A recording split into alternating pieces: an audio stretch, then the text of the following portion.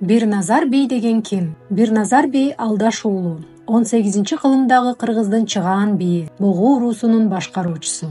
Ал түндүк кыргыздардын тагдырында өтө оор жана бурулуш учурларда маанилүү роль ойногон. Бул мезгилде аймак Чуңгар хандыгынын, Сын империясынын, Россиянын жана Кокон хандыгынын агрессиясына туш болгон. Казак ханы Абылай менен бирге жер бөлүштүрүүгө катышып, Кыргыз-Кытай жана Кыргыз-Казак чек арасын жөнгө салып, кыргыздардын Нарынга, Чүйгө, Ысык көлгө таласка кайтып келишине жетекчилик кылган. Бирназар бей Улуу Жибек жолу аркылуу соода алакасын түзүп, Сын империясы жана Россия менен алакасын жакшырткан.